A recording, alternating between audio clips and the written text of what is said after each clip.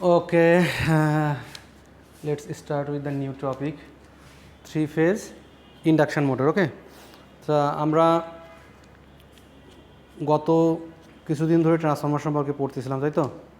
এখন আমরা বাকি যে কটা দিন আছে থ্রি ফেজ এবং সিঙ্গেল ফেজ ইন্ডাকশন মোটর সম্পর্কে আলোচনা করে শেষ করব। ওকে, আজকে মেইনলি আমরা থ্রি ফেজ ইন্ডাকশন মোটর কীভাবে ওয়ার্কিং প্রিন্সিপালটা কীভাবে কাজ করে সেই জিনিসগুলো একটু দেখার চেষ্টা করব এবং কীভাবে একটা থ্রি ফেজ ইন্ডাকশন মোটর তৈরি করা যায়, how to make a three phase induction motor, সে বিষয়ে একটু আলোচনা করব। ওকে, এখন থ্রি ফেজ ইন্ডাকশন মোটর আসলে জিনিসটা কি? মোটর মানে কি বুঝতেছো? যে আমার একটা ইলেকট্রিক্যাল এনার্জি নিবে, ইলেকট্রিক্যাল এনার্জি থেকে আমাকে মেকানিক্যাল এনার্জিতে এটা কনভার্ট করে দেবে, তাই তো? আমি সাপ্লাই দিব ইলেকট্রিক্যাল এনার্জি, সে কী করবে?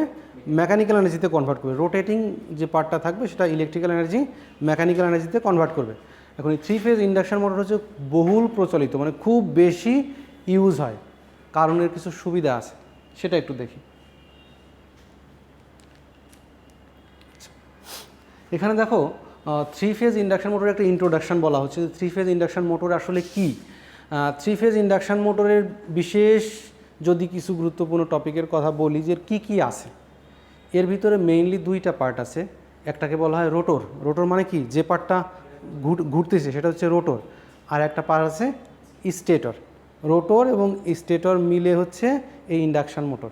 আর বাকি যে জিনিসগুলো আছে এই রোটর এবং স্টেটরকে সাপোর্ট করার জন্যই বাকি অ্যারেঞ্জমেন্টগুলো করা হবে। ওকে, হ্যাঁ, স্টেটরটা হচ্ছে যেখানে থ্রি ফেজ উইন্ডিংটা থাকবে, থ্রি ফেজ উইন্ডিংটা যেটার উপরে বসানো থাকবে সেটা হচ্ছে আমার স্টেটর। ওই থ্রি ফেজ উইন্ডিংয়ের যে একটা হোলের মতো, সিলিন্ডারের মতো একটা তৈরি করা হবে, ওই সিলিন্ডারের ভিতরে রোটরটা ঢোকানো থাকে। একটু পরে আমরা চিত্রে বুঝতে পারবো জিনিসটা কেমনভাবে কাজ করে। ওকে, এখন এই থ্রি ফেজ ইন্ডাকশন মোটর কাজ করানোর জন্য যে কাজটা করতে হবে, যে আমার থ্রি ফেজ সাপ্লাই লাগবে। থ্রি ফেজ সাপ্লাই আমি যখন দিব, থ্রি ফেজ সাপ্লাই এনার্জি নিবে সোর্স থেকে। এনার্জি নিয়ে সে একটা রোটেটিং ম্যাগনেটিক ফিল্ড তৈরি করবে। সে রোটেটিং ম্যাগনেটিক ফিল্ড মানে ম্যাগনেটিক ফিল্ডটা ঘুরবে। যখন রোটেটিং ম্যাগনেটিক ফিল্ডটা ঘুরবে তখন মোটামুটিভাবে রোটরটাও ঘুরতে শুরু করবে। রোটেটিং ম্যাগনেটিক ফিল্ড যখন ঘুরতে শুরু করবে, রোটরটাও মোটামুটি কাছাকাছি সময়ের ভিতরে স্টার্ট করা শুরু করে দেবে। এখন এই যে থ্রি ফেজ সাপ্লাইটা নিচ্ছে, নিয়ে যে রোটরে পাওয়ারটা ট্রান্সফার করতেছে, থ্রি ফেজ সাপ্লাই নেওয়ার পরে রোটরে যে পাওয়ারটা ট্রান্সফার হচ্ছে, এটা কিন্তু ইলেকট্রিক্যাল কোনো কানেকশান নেই। স্টেটর এবং রোটরের ভিতরে মোটামুটি 0.4 মিলিমিটার থেকে 4 মিলিমিটার পর্যন্ত একটা এয়ার গ্যাপ থাকে, মানে দুইটার ভিতরে একটা এয়ার গ্যাপ থাকে। পাওয়ারটা ট্রান্সফার হবে ম্যাগনেটিক্যালি কাপলড, অর্থাৎ ইন্ডাকশানের মাধ্যমে। স্টেটর থেকে ইন্ডাকশানের মাধ্যমে রোটরে পাওয়ারটা যাবে, এই জন্য এটাকে বলা হচ্ছে ইন্ডাকশন মোটর। ওকে, আর ইন্ডাকশন মোটরকে একটা ট্রান্সফর্মার টাইপ মোটর বলা যেতে পারে, কারণ কি এর থ্রি ফেজ উইন্ডিং প্রাইমারি হিসেবে চিন্তা করতে পারি, আর সেকেন্ডারিটাকে আমি সেকেন্ডারি শর্ট সার্কিট হিসেবে চিন্তা করতে পারি। একটা ট্রান্সফর্মার টাইপ মোটর, এটা এখানে বলা আছে type AC machine which transformer type AC machine. এটা হচ্ছে ট্রান্সফর্মার টাইপ, মানে পাওয়ারটা ট্রান্সফার হচ্ছে কিন্তু সেটা ম্যাগনেটিক্যালি। ট্রান্সফর্মার তো তাই করে, ম্যাগনেটিক্যালি কাপলড, নট ইলেকট্রিক্যালি, তাই তো? সো এটাও সেই ধরনের। সো এটাকে বলা হচ্ছে ট্রান্সফর্মার টাইপ এসি মেশিন। এখন এর কিছু কিছু সুবিধা, এটা মোটামুটিভাবে খুব কমনলি ইউজ হয়। তুমি যেখানেই দেখবা, যত ইন্ডাস্ট্রি আছে, যা কিছু আছে, মোটামুটি ওয়ার্ল্ডের যত এনার্জি আছে তার মোটামুটি 50-60% হয়তো এই ইন্ডাকশন মোটরেই খেয়ে ফেলতেছে, তারও বেশি হয়তো। তাহলে কীরকম আমাদের এখানে যে মোটরগুলো পানি তোলার জন্য যে পাম্পটা ইউজ হচ্ছে, সেটা অবশ্যই ইন্ডাকশন মোটর। ওকে, তারপরে মনে করো তুমি একটা জেনারেটরকে স্টার্ট দেবা, তার জন্য যে মোটরটা ইউজ করতেছে সেটা হয়তো ইন্ডাকশন মোটর। ওকে, আবার ইরিগেশন সিস্টেমে যেটা ব্যবহার করা হচ্ছে, বিভিন্ন কলকারখানায় যে সমস্ত মোটর ব্যবহার করেছে, সব হচ্ছে ইন্ডাকশন মোটর। এই ইন্ডাকশন মোটরের কিছু কিছু সুবিধার জন্য এই কাজটা করা হচ্ছে। কোনটা? Real motor? Gear motor? Gear motor বলতে কি বোঝাচ্ছে? কোথায় এই টার্মটা ইউজ হয়? কোথায় গিয়ার মোটর? লিফটে। আচ্ছা, লিফটে যে মোটরটা ইউজ করা হয় হাই টর্ক পাওয়ার জন্য, ডিসি মোটর। ওকে, ডিসি মোটর ব্যবহার করা হয়। ডিসি মোটরের সুবিধা কি? ডিসি শান্ট মোটরের সুবিধা কি? এটা হচ্ছে হাই স্টার্টিং টর্ক দিতে পারে, মানে স্টার্টিংয়ের সময় অনেক বেশি পাওয়ার সে দিতে পারে, হাই স্টার্টিং টর্ক। ওকে, মোটামুটি ডিসি মোটর লিফটে ব্যবহার করা হয়, কারণ হচ্ছে আমার স্টার্টিংয়ে একটা হাই টর্ক দরকার, কিন্তু ইন্ডাকশন মোটরে স্টার্টিংয়ে হাই টর্ক পাওয়া যায় না। মানে হাই টর্ক বলতে বোঝাচ্ছে মানে স্টার্টিংয়ে সে একটা হিউজ পরিমাণে পাওয়ার দিতে পারবে কিনা, সেটাকে টর্ক হিসেবে দেখতে পারেন, ঘুরতে পারার শক্তিটা আছে কিনা। ইন্ডাকশন মোটর স্টার্টিংয়ের সময় ঘুরতে পারার শক্তিটা কম, যেটাকে আমরা টর্ক হিসেবে বলতেছি। সো টর্কটা কম থাকে। ওকে, এই ইন্ডাকশন মোটর হচ্ছে মেনটেনেন্স করা খুব কম, একবার বানায় ফেললে ওটা সাধারণত নষ্ট হতে চায় না, মানে নষ্ট হয় না বললে চলে, যদি আমি সিস্টেমের অ্যারেঞ্জমেন্ট ঠিক থাকে নষ্ট হতেই চায় না। আর ডিজাইনও খুবই সোজা, এখানে ইট গিভস রিলায়েবল অপারেশন, মানে যদি নষ্ট না হয় তাহলে তো রিলায়েবল অপারেশন দিবেই। আর ইফিসিয়েন্সিও ইন্ডাকশন মোটরে খুব হাই, যেমন ট্রান্সফর্মার ইফিসিয়েন্সি কত বলছিলাম 98, 99 এরকম, তাই তো? সো এই ইফিসিয়েন্সিও হাই। আবার ইন্ডাকশন মোটরকে ইজিলি কন্ট্রোল করা যায়, ইন্ডাকশন মোটর। তবে ইন্ডাকশন মোটর হচ্ছে এটা অসুবিধা আছে, এটা এখানে সুবিধা হিসেবে বলা হয়েছে, কিন্তু এটাকে অসুবিধা হিসেবে একটু পরে আমরা দেখব। এটা কনস্ট্যান্ট স্পিড মোটর, ইন্ডাকশন মোটরের স্পিড সহজে কন্ট্রোল করা যায় না। ওকে, এ ডিসঅ্যাডভান্টেজ কি তাই দেখি। এ ডিসঅ্যাডভান্টেজ ভিতরে কথা বলা আছে, it is essentially a constant speed motor. Constant speed অর্থাৎ এর স্পিড যদি তুমি কন্ট্রোল করতে যাও তাহলে তোমাকে বিভিন্ন মেকানিজম ফলো করতে হবে, যেটা আদৌ সহজ কাজ না। ওকে, সো এর অসুবিধা হচ্ছে এর স্পিডটা ভালোভাবে রেগুলেট করতে পারবে না, তুমি স্পিডটা ভালোভাবে রেগুলেট করতে পারবে, তুমি চাইলে একটু কম একটু বেশি এরকম করতে পারবে না, একদম কম এরকম কিছু করতে পারবে না। এর স্পিড রেগুলেশন হয় কিন্তু সেটা খুব কম। হ্যাঁ, না সেটার কথায় আসি, কিন্তু খুব বেশি কমাইতে পারবে না। তার রেগুলেশন করার জন্য আমার কিছু সিস্টেম আছে, সেই সিস্টেম আমি ফলো করব, কিন্তু এটা হচ্ছে মোটামুটিভাবে কনস্ট্যান্ট স্পিড মোটর। এর সিঙ্ক্রোনাস স্পিড যা, মানে ম্যাক্সিমাম স্পিড যা, তার থেকে খুব কম তুমি স্পিডটা করতে পারবে না। স্পিড কমানোর ব্যবস্থা আছে, কিন্তু তুমি যে চাইলে অনেক কম করবা সেই ধরনের ব্যবস্থা নেই। ওকে, আর এর স্টার্টিং টর্ক খুব কম, its starting torque is inferior to DC shunt motor, মানে ডিসি শান্ট মোটরের তুলনায় এর স্টার্টিং টর্কটা কম, তাই না? যেমন তুমি মনে করো একটা ট্রেনের কথা বলো, একটা লিফটের কথা বলো, স্টার্টিংয়ে তো বড় কিছু ঘোরাইতে হবে, তাই না? বড় কিছু যদি ঘোরাইতে হয় তাহলে স্টার্টিংয়ে যদি হাই টর্ক না থাকে, অল্প টর্ক থাকলে কি সেটা ঘোরানো সম্ভব হবে? আমি ধরলাম ম্যাক্সিমাম স্পিডের সময় তার টর্ক অনেক ভালো, কিন্তু যখন ইনিশিয়ালি স্টার্ট করার দরকার ছিল তখন টর্কটা ভালো না, সেক্ষেত্রে অসুবিধা হবে কি? অসুবিধা হবে যে ট্রেনটা চলবেই না। সো এই ইন্ডাকশন মোটরের একটা অসুবিধার ভিতরে আছে, এটা হচ্ছে স্টার্টিং টর্কটা লো, কিন্তু এই টর্কটা আমি বিভিন্ন মেকানিজমে বাড়াইতে পারবো, সেটা একটু পরে দেবো। তারপরেও যতই বাড়াই না কেন সেটা ডিসি শান্ট মোটরের মতো অত সুন্দর হবে না। ডিসি শান্ট মোটরের স্টার্টিং টর্ক অনেক হাই। হ্যাঁ, কি পার্থক্য আছে সেটা দেখবো, সমস্যা নেই, ওর পার্থক্য একটা আছে। ইন্ডাকশন মোটরে কিন্তু আমরা রোটরে কোনো কানেকশান দিইনি, রোটরে কোনো কারেন্ট দিয়েছি, রোটরে কোনো কারেন্ট দিই না, কিন্তু ডিসি মোটরে রোটরে একটা কারেন্ট দিতে হবে, সেটা দেখবো। যদি ডিসি মোটর সম্পর্কে আগ্রহ থাকে, যদিও ডিসি মোটর এটা সিলেবাসের ভিতর নাই, আমি দুইটার পার্থক্যকে একটু দেখানোর জন্য আমি ডিসি মোটরটা একটু দেখাবো। ওকে, ইন্ডাকশন মোটরকে কয় ভাগে ভাগ করা যায় সেটা বলছে, ক্লাসিফিকেশন অফ ইন্ডাকশন মোটর। আমি যদি এর উইন্ডিংয়ের কথা চিন্তা করি তাহলে এটাকে দুই ভাগে ভাগ করতে পারবো। একটাকে বলা হয় স্কোয়ারেল কেজ ইন্ডাকশন মোটর, আর একটা বলা হচ্ছে স্লিপ রিং ইন্ডাকশন মোটর বা ওন টাইপ ইন্ডাকশন মোটর। এই স্কোয়ারেল কেজ ইন্ডাকশন মোটর এটার ক্ষেত্রে হচ্ছে সেকেন্ডারি যে রোটর থাকবে, রোটর বারগুলো শর্ট করে দেওয়া থাকবে, অর্থাৎ এখানে 3 ফেজ টাইপের কোনো উইন্ডিংস ব্যবহার করা হবে না রোটরে শুধুমাত্র একটা শর্ট বার থাকবে, কোনো আলাদা উইন্ডিংস ব্যবহার করা হবে না, যেটা 3 ফেজ উইন্ডিং বলতেছি।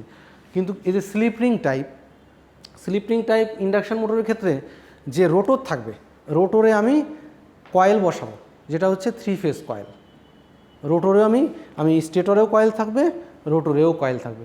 এক্ষেত্রে আমি স্লিপ রিং থাকবে, সেই রিংয়ের সাহায্যে আমি এক্সটার্নাল রেজিস্ট্যান্স অ্যাড করতে পারবো ওই মোটরের ভিতরে। চাইলে রোটরে আমি এক্সট্রা রেজিস্ট্যান্স অ্যাড করতে পারবো। এখানে স্লিপ রিং মানে একটা রিং থাকবে, সেই রিংয়ের সাহায্যে বাইরে থেকে আমি রেজিস্ট্যান্স অ্যাড করতে পারবো। ওই যে বলছিলাম যে এর স্টার্টিং টর্ক কম, স্টার্টিং টর্ক বাড়ানোর জন্য ওই স্লিপ রিংয়ের দরকার হয়। বাইরে থেকে যদি রেজিস্ট্যান্স রোটরের ভিতরে অ্যাড করা যায় তাহলে টর্কটা একটু বেশি হয়। কেন হয় সেটা আমরা ম্যাথমেটিক্যালি সামনে দেখব। ওকে, এখন জাস্ট একটু জেনে রাখো এটা। সো এই দুই টাইপের হবে, একটা হচ্ছে স্কোয়ারেল কেজ, আমরা যেটা পাম্পের জন্য ব্যবহার করি এটা স্কোয়ারেল কেজ মোটর।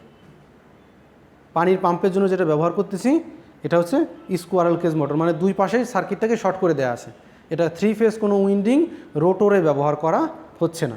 ওকে, আর এই স্লিপ রিং টাইপ এগুলো বড় বড় মেশিনে ব্যবহার করা হয়। ওকে, এখন ফেজ হিসেবে চিন্তা করে দুই ভাগে ভাগ করা যায়, একটা হচ্ছে সিঙ্গেল ফেজ ইন্ডাকশন মোটর, একটা হচ্ছে 3 ফেজ ইন্ডাকশন মোটর। এটা মোটামুটি একটা ইন্ডাকশন মোটরের একটা ওভারভিউ, একটা ইন্ডাকশন মোটর দেখতে কেমন হয়, কি কি আছে এখানে সবগুলো পার্টসের কথা বলে দেওয়া আছে, কিন্তু এখানে মেইন 3টা পার্ট আছে। একটা হচ্ছে এই যে শেপট আছে, এটা হচ্ছে বলা হচ্ছে শেপট। এই শেপটের সাথে যেটা লাগানো আছে এটাকে বলা হচ্ছে রোটর। এটা হচ্ছে রোটর পার্ট, মানে যেখানে এই দেখো দুইটা পাশকে শর্ট করে দেওয়া আছে, এটা squirrel type induction motor. So এই রোটর আছে, আর বাইরে যে ভিতরে যে কেজের সঙ্গে যে এটা দেওয়া আছে স্টেটরে উইন্ডিংটা থাকবে। সো উইন্ডিং থাকবে উপরের দিকে, উইন্ডিংয়ের কানেকশানটা এই বক্সের থেকে দেওয়া হবে। সো এখানে থাকবে 3 ফেজ সাপ্লাই। ওকে, সো এখানে 3 ফেজ সাপ্লাই দিলে এই উইন্ডিংগুলো এনার্জাইজড হবে, তখন মোটরটা রান করতে শুরু করবে। মেইন পার্ট হচ্ছে দুইটা, একটা হচ্ছে স্টেটর, একটা হচ্ছে রোটর, আর বাকি সব কিছু যা কিছু আছে এই দুইটা পার্টকে, যেমন এই কানেকশান বক্স কেন দেওয়া হচ্ছে, আমি যাতে সাপ্লাইটা দিতে পারি। ওকে, এই যে এখানে দেখো যে আই বোল্ট, এই আই বোল্ট দিয়ে কী করা যেতে পারে, সহজে মোটরটাকে এদিক ওদিক নাড়ানো যেতে পারে, তাই না? আমি ক্রেনের সাহায্যে তুলতে পারি, এটা ওটা করতে পারি। ক্যাপাসিটার এখানে লাগবে না, 3 ফেজ ইন্ডাকশন মোটরের ক্যাপাসিটারের প্রয়োজন নেই। 3 ফেজ ইন্ডাকশন মোটরের কোনো ক্যাপাসিটারের প্রয়োজন নেই। এটা হচ্ছে self starting motor, self start হবে।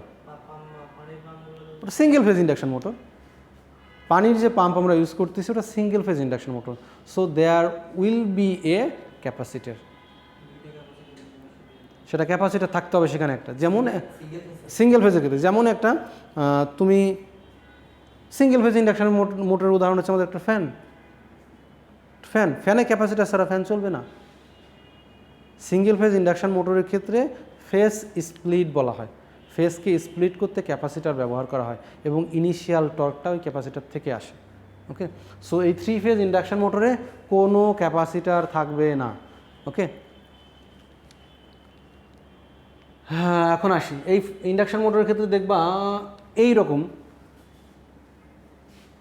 রোটরের মাথায় কিছু একটু করে পাত বের করা আছে। এটা দেয়া হয় ইন্ডাকশন মোটর যাতে গরম হয়ে না যায়, ফ্যানিং অ্যাকশন।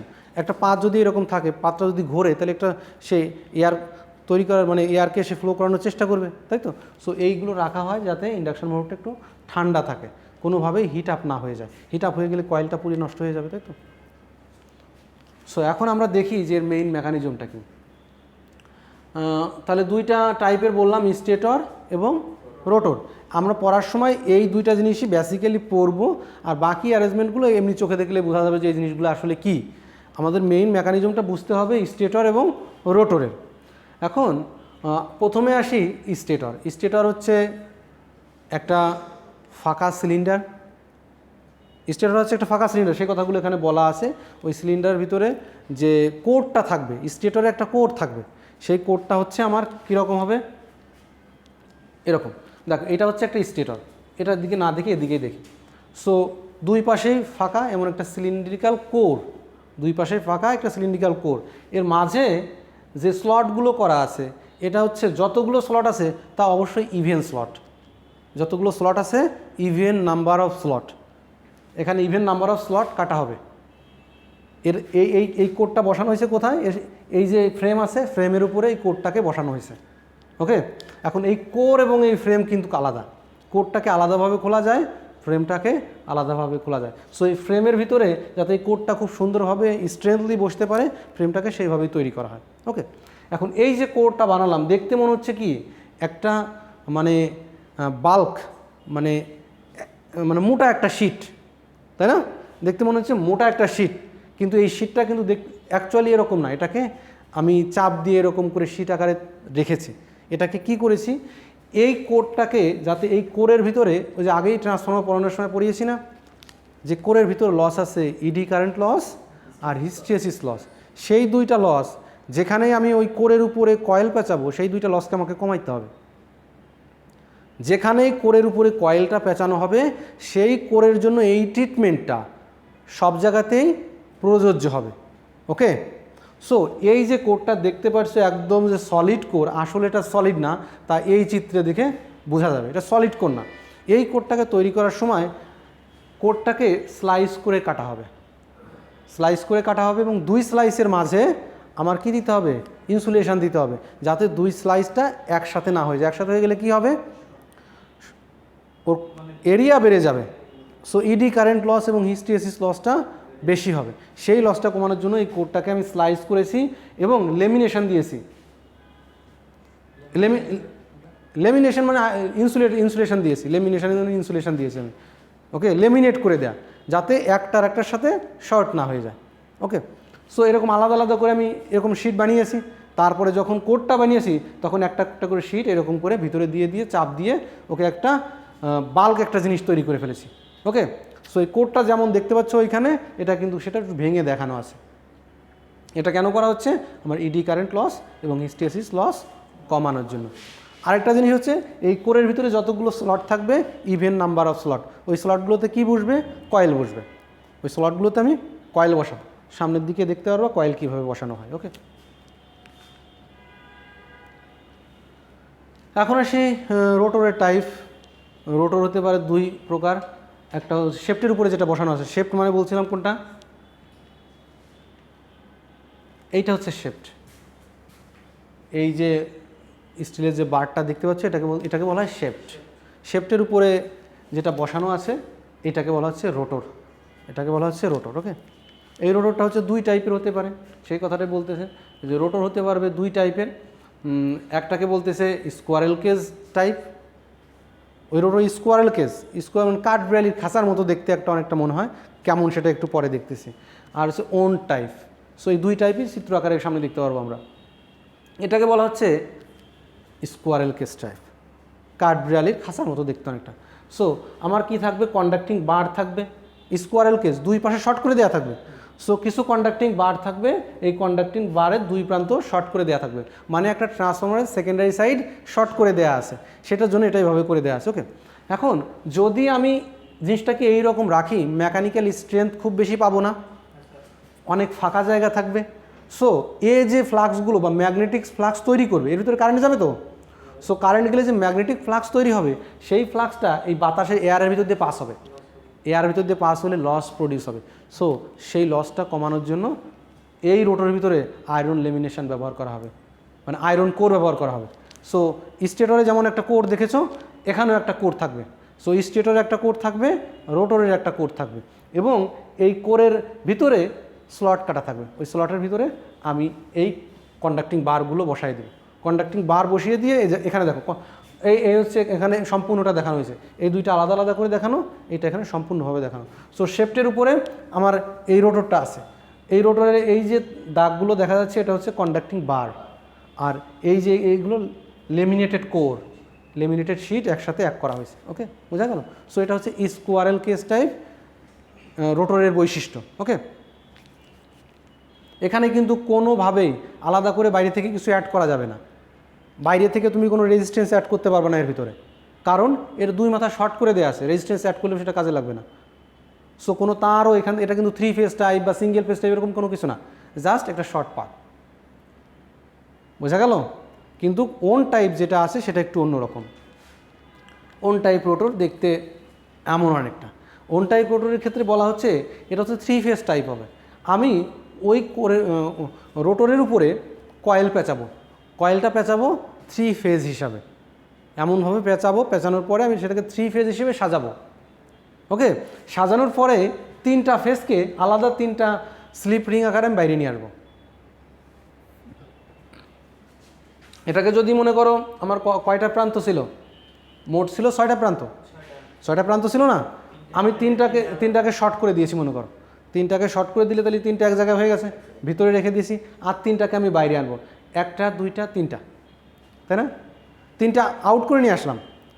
সো 3টা হচ্ছে ইন্টারনালি কানেক্টেড করে দিয়েছি, আর বাকি যে 3টা ফেজ আছে বের করে নিয়ে এসেছি, 1 2 3, 3টা। সো নর্মাল কন্ডিশনে এই 3টা তারকে যখন রান করে, নর্মাল কন্ডিশনে এই 3টা স্লিপ একসাথে লেগে থাকে, এই 3টা স্লিপ একসঙ্গে লেগে থাকে। এটা এমনভাবে ডিজাইন করা হয় যখন নর্মাল কন্ডিশনে রান করবে তখন এই 3টা স্লিপ শর্ট হয়ে যাবে, কিন্তু যখন স্টার্টিংয়ে থাকবে তখন আলাদা আলাদা করে রেজিস্ট্যান্স অ্যাড করা যায়। দেখো এখানে ভেরিয়েবল রেজিস্ট্যান্স দেওয়া আছে। সো এই রেজিস্ট্যান্স অ্যাড করা মানে কি, এই রেজিস্ট্যান্স আর এই রেজিস্ট্যান্স একসাথে যোগ হয়ে যাবে, তাই না, সিরিজ আছে। আবার এখানে দেখো এই রেজিস্ট্যান্স এটার সাথে যোগ হয়ে যাবে, এটা এক্সটার্নালি রেজিস্ট্যান্স অ্যাড করা যায়। সো এটা হচ্ছে 3 ফেজ টাইপ রোটর। ওকে, একটা হতে পারে ডিরেক্টলি স্কোয়ারেল কেজ, আর একটা হতে পারে 3 ফেজ। এই 3 ফেজ তৈরি করা একটু ঝামেলা, কারণ 3টা ফেজ তৈরি করতে হবে, আলাদা আলাদা করে মেনটেনেন্স করতে হবে, একটু ঝামেলা আছে। কিন্তু স্কোয়ারেল কেজের ক্ষেত্রে ওই ঝামেলাটা নেই। কিন্তু এর একটা সুবিধা আছে, এর স্টার্টিং টর্ক অনেক বেশি হবে, কারণ এক্সটার্নাল রেজিস্ট্যান্স অ্যাড করা যাবে, এর জন্য এর স্টার্টিং টর্কটা একটু বেশি হবে।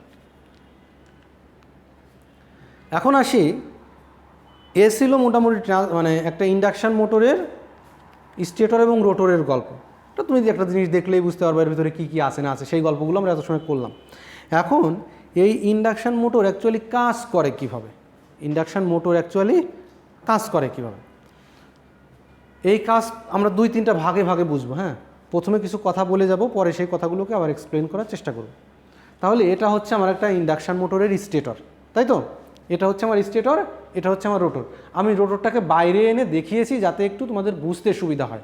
ওকে, তো প্রথমে যে ঘটনাটা ঘটবে, আমি এখানে দেখো লাল, হলুদ এবং নীল দিয়ে 3টা ওয়্যার দেখানো আছে, তাই না? সো 3 ফেজ সাপ্লাই এখানে দিব। 3 ফেজ সাপ্লাই যখনই এখানে দিব, এই 3 ফেজ সাপ্লাইয়ের দরুন একটা রোটেটিং, কি বলতেছি, রোটেটিং ম্যাগনেটিক ফিল্ড তৈরি হবে। অর্থাৎ এই 3 ফেজ সাপ্লাই এখানে দিলে একটা ম্যাগনেটিক ফিল্ড তৈরি হবে, যে ফিল্ডটা এই স্টেটরের চারপাশে সার্কুলারলি ঘুরতে থাকবে।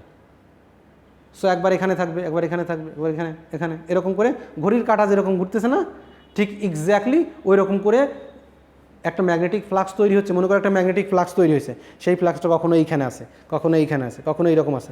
যদি এরকম হয় তাহলে মনে হবে না সে রোটেট করতেছে। সো 3 ফেজ সাপ্লাই আমি যখন দিব, তখন সে একটা রোটেটিং ফ্লাক্স ম্যাগনেটিক ফিল্ড তৈরি করবে। এই রোটেটিং ম্যাগনেটিক ফিল্ড, যেহেতু ম্যাগনেটিক ফিল্ড ঘুরতেছে, এখানে কি করা আছে, একটা শর্ট বার রাখা আছে সেকেন্ডারিতে, তাই না? একটা রোটর রাখা আছে, এখানে ম্যাগনেটিক ফিল্ড ঘুরতেছে আর ভিতরে একটা রোটর রাখা আছে।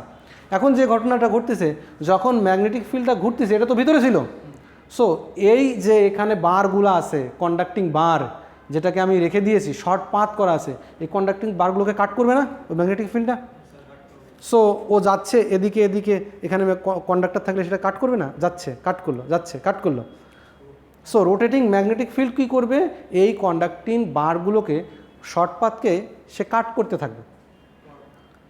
কাট করতে যদি থাকে, তাহলে ইলেকট্রোম্যাগনেটিক ইন্ডাকশন নীতি কি বলে, কন্ডাক্টর ইনসাইডে, যদি তুমি নর্মালি আমি এখন এটার জন্য বলি, কন্ডাক্টর ইনসাইডে রোটেটিং ম্যাগনেটিক ফিল্ড, এখানে কি আছে, একটা কন্ডাক্টর নর্মালি সে বসেছিল, ইনসাইড এ রোটেটিং ম্যাগনেটিক ফিল্ড। অর্থাৎ একটা রোটেটিং ম্যাগনেটিক ফিল্ডের ভিতরে যদি একটা কন্ডাক্টর রাখো, তাহলে এই কন্ডাক্টরের ভিতরে একটা ভোল্টেজ তৈরি হবে। কি হলো, এখানে রোটেটিং ম্যাগনেটিক ফিল্ড যেহেতু তৈরি হয়েছে, সে কী করবে, এই রোটরের কন্ডাক্টরগুলোকে কাট করতে থাকবে।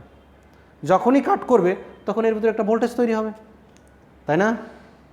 এটা হচ্ছে নীতি, এটা সূত্র। ধরে নাও কেন তৈরি হবে, কী তৈরি হবে, কথা তুমি ভুলে যাও। এটা সূত্র এক্সপেরিমেন্টালি পাওয়া গেছে যে যদি রোটেটিং ম্যাগনেটিক ফিল্ডটা এরকম ঘোরে, তাহলে সে এই বারগুলোকে কাট করবে, কাট করলে এর ভিতর ভোল্টেজ তৈরি হবে। যেহেতু এই 2টা বার শর্ট করে দেয়া আছে, আর যেহেতু ভোল্টেজ তৈরি হয়ে গেছে, কারেন্ট ফ্লো করবে। সো এর ভিতর দিয়ে একটা কারেন্ট ফ্লো হবে। কারেন্ট যেহেতু ফ্লো হবে, কারেন্ট ফ্লো হওয়ার সঙ্গে সঙ্গেই এই রোটর বারের ভিতরে একটা ম্যাগনেটিক ফিল্ড তৈরি হবে না? সো এই রোটর বারের ভিতরে একটা ম্যাগনেটিক ফিল্ড তৈরি হবে। যে ম্যাগনেটিক ফিল্ডটা হবে, এখানে যার জন্য তৈরি হলো, তার উল্টা দিকের একটা ম্যাগনেটিক ফিল্ড তৈরি করবে। এটা নর্থ পোল হলে একটা সাউথ পোল তৈরি করবে, মানে কাউন্টার পোল তৈরি করবে। সো যখনই কাট করবে, একটা ভোল্টেজ তৈরি হবে, ভোল্টেজ তৈরি হওয়ার দরুন একটা কারেন্ট তৈরি হবে, সেই কারেন্ট একটা ম্যাগনেটিক ফিল্ড তৈরি করবে। সেই ম্যাগনেটিক ফিল্ডের তো একটা ডিরেকশন থাকবে, সেই ম্যাগনেটিক ফিল্ডের ডিরেকশন হবে এর উল্টা দিকের ডিরেকশন। যেহেতু উল্টা দিক, সো এটা যেহেতু ঘুরতেছে, এর দিক যেহেতু উল্টা, এটাকে ধরার চেষ্টা করবে না, নর্থ সাউথ পোল একে অপরকে অ্যাট্রাক্ট করবে না? অবশ্যই করবে। সো এই রোটেটিং ম্যাগনেটিক ফিল্ড ঘোরার সঙ্গে সঙ্গে এর ভিতরে একটা ম্যাগনেটিক ফিল্ড তৈরি হলো, সেই ম্যাগনেটিক ফিল্ড হবে এখানে যেরকম তৈরি হবে তার উল্টা। সো এই রোটর বারটা ঘোরার চেষ্টা করবে, ট্রাই টু বি রোটেড, চেষ্টা করবে কি সে ঘুরতে। সো এক সময় সে ঘুরতে থাকবে, কিন্তু কথা হচ্ছে এই রোটরটা কত স্পিডে ঘুরবে, তাই তো? রোটরটা কত স্পিডে ঘুরবে, ঘোরার জন্য তার একটা মেইন একটা ফাংশন আছে, কত স্পিডে ঘুরতে পারবে। সর্বোচ্চ ঘুরতে পারবে এই ম্যাগনেটিক ফিল্ড যে স্পিডে ঘুরতেছে তার থেকে বেশি স্পিডে তো আর ঘুরতে পারবে না, তাই কি পারবে? এ যত স্পিডে ঘুরতেছে তার সমপরিমাণ যেতে পারবে। কিন্তু কথা আছে, তুমি একটা জিনিস চিন্তা করো, এই জিনিসটা এখানে আছে, এই জিনিসটা এখানে আছে, যখন যাবে তখন কাট করবে, কিন্তু এই জিনিসটা এখানে ছিল, এখানে ছিল, একসাথে গেলে কাট করবে না। কিন্তু কন্ডিশন ছিল কি, যদি এখানে ম্যাগনেটিক ফিল্ড এই বারগুলোকে কাট করে তবেই ভোল্টেজ তৈরি হবে, একটা কারেন্ট তৈরি হবে। তার মানে এই ইন্ডাকশন মোটর কোনোদিনও এই সিঙ্ক্রোনাস স্পিডে পৌঁছাতে পারবে না। কেন? সিঙ্ক্রোনাস স্পিডে পৌঁছালেই দুইটা একসাথে ঘুরতে থাকবে, একসাথে যেহেতু ঘুরবে সেহেতু কোনো ভোল্টেজ তৈরি হবে না এই বারের ভিতরে, যেহেতু ভোল্টেজ তৈরি হবে না বারের ভিতরে কোনো কারেন্ট তৈরি হবে না, কারেন্ট না তৈরি হলে কোনো ম্যাগনেটিক ফিল্ডও পাবো না। সো আলটিমেটলি কী করবে, এর যে টর্কটা ছিল টর্কটা কমে যাবে না, যে ঘুরতেছিল সে শক্তি পাচ্ছিল তো এখান থেকে, এ যেহেতু শক্তি এখন দিবে না, আস্তে আস্তে ঘুরতে ঘুরতে স্লো হয়ে যাবে, so literally a slow down হয়ে যাবে। আলটিমেটলি সে চেষ্টা করবে সিঙ্ক্রোনাস স্পিডে পৌঁছানোর জন্য, কিন্তু সে কোনোদিনও সিঙ্ক্রোনাস স্পিডে পৌঁছাতে পারবে না, পৌঁছাতে গেলে পারেই আবার সে পিছনে ফিরে আসবে। বোঝা গেল? আমি আরেকবার একটু সহজ ভাষায় এক্সপ্লেন করে দিই, বোঝার চেষ্টা করিও, এক্সপ্লেন কিন্তু বুঝতে হবে এবং লিখতে হবে। সো আমার প্রথম কাজ ছিল যে 3 ফেজ ইন্ডাকশন মোটরে একটা 3 ফেজ সাপ্লাই দিব। খুব সহজ কথা, 3 ফেজ সাপ্লাই, একটা সোর্স দিয়েছি, সোর্সের কাজ হচ্ছে now it will rotate as a magnetic field. এই সোর্স কী করবে, সে জায়গায় বসে আছে কিন্তু সে এমনভাবে কাজ করতেছে মনে হচ্ছে it running a magnetic field, it is running a magnetic field. যেহেতু এই ম্যাগনেটিক ফিল্ড রান করতেছে, এই ম্যাগনেটিক ফিল্ড রান করার দরুন এই রোটর বারের ভিতরে ম্যাগনেটিক ফিল্ডটা কাট করতে থাকবে। রোটর বারটা এখানে স্থির অবস্থায় ছিল, ম্যাগনেটিক ফিল্ডটা যাচ্ছে কাট করতেছে, তাই না? সো এই রোটর বারের ভিতরে একটা ভোল্টেজ তৈরি হবে। এখন রোটর বারটা দুই পাশে যেহেতু শর্ট করে দেয়া, সো কারেন্ট ফ্লো করবে, কারেন্ট যেহেতু ফ্লো হলো তার ভিতরে ম্যাগনেটিক ফিল্ড তৈরি হবে এবং সেই ম্যাগনেটিক ফিল্ডের ডিরেকশন হবে এখানে যে ধরনের ম্যাগনেটিক ফিল্ড আছে তার উল্টা ডিরেকশন, যার জন্য রোটরটা একটা টর্ক পাবে ঘোরার জন্য, মুভমেন্ট পাবে।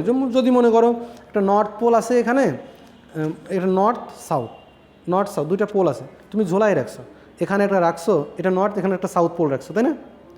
তাহলে যদি দুইটা সুতা দিয়ে ঝোলানো থাকে তাহলে এটা ফিক্সড রাখলাম, এটা সুতা দিয়ে ঝোলানো রাখলাম, তাই না? এটা ঘুরে এদিকে আসার চেষ্টা করবে না?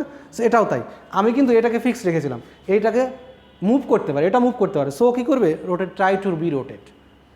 বোঝা গেল? এখন কথা হচ্ছে এই যে সাপ্লাই দিলাম, এই সাপ্লাইটা কত স্পিডে ঘুরবে, ম্যাগনেটিক ফিল্ডটা কত স্পিডে ঘুরবে তার একটা সূত্র আছে, সেটা আমরা একটু বোঝার চেষ্টা করি। ওকে, সো ওই সূত্রটা হচ্ছে, এটাকে বলে সিঙ্ক্রোনাস স্পিড। সিঙ্ক্রোনাস স্পিড,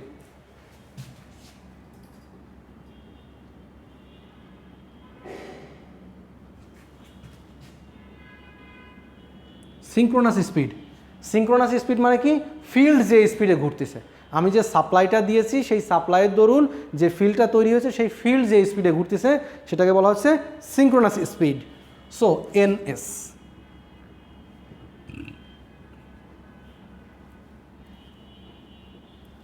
এই সিঙ্ক্রোনাস স্পিড হবে আমি কি পরিমাণ সাপ্লাই ফ্রিকোয়েন্সি দিয়েছি সেই সাপ্লাইয়ের ফ্রিকোয়েন্সির উপরে এবং কতগুলো পোল আছে। আমি যখন এখানে একটা ইন্ডাকশন মোটর বানাবো তখন 2 পোল না 4 পোল না 6 পোল, কয় পোলের ইন্ডাকশন মোটর বানাবো তার উপর নির্ভর করে পোলটা কীভাবে বানাতে হয় তাও আমরা দেখব, কোনো সমস্যা নেই, ডিটেইলে দেখব।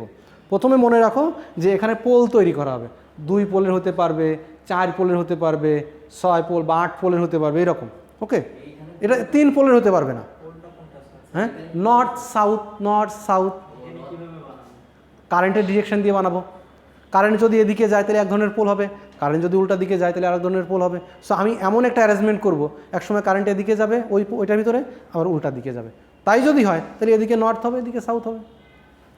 ওটা কীভাবে ক্রিয়েট হয় সেটা আমরা দেখব, সমস্যা নাই। ইভেনচুয়ালি আমরা এটাকে কিভাবে 3 ফেজ বানায়, উইন্ডিংটা কিভাবে ওয়্যারিং করে সেটাও দেখব। যখন ওয়্যারিং করে তখনই দেখতে পারবো কীভাবে পোল ক্রিয়েট হয়েছে। এখন হয়তো বুঝতে পারবে না, শুধু মাথায় রাখো যে আমার পোল ক্রিয়েট করতে হবে, নর্থ সাউথ এরকম। সো হতে পারবে 2 পোল, সিঙ্গেল পোল হতে পারবে না, শুধু নর্থ পোল বা সাউথ পোল, এরকম নর্থ সাউথ 2টা 4টা 6টা 8টা এরকম। ওকে, সো আমার এই স্পিডটা নির্ভর করবে যে আমার ফ্রিকোয়েন্সি কত এবং পোল কত, তাই তো? ফ্রিকোয়েন্সি কত, পোল কত। এখন তুমি চিন্তা করো, এটা হচ্ছে নর্থ পোল, এর সাইডে আছে সাউথ পোল। ওকে, আমার যে ইয়েটা আছে, ম্যাগনেটিক ফিল্ডটা আছে, মনে করো ঘুরতেছে। এখন এই নর্থ সাউথের ভিতর দিয়েই তো যাওয়ার সময় আমার ফ্রিকোয়েন্সি তৈরি হবে, তাই না? ফ্রিকোয়েন্সিটা আসলো কোথা থেকে, এই সূত্রটা আসলো কোথা থেকে, তার আমার জানার দরকার আছে না? এই সূত্রটা আসলো কোথা থেকে তার আমার জানার দরকার আছে, অবশ্যই জানার দরকার আছে। তার জন্য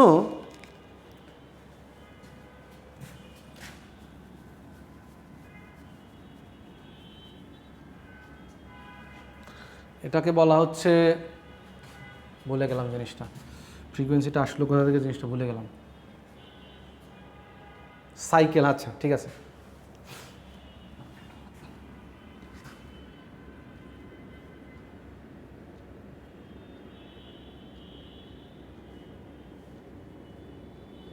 সাইকেল পার রিভলিউশন।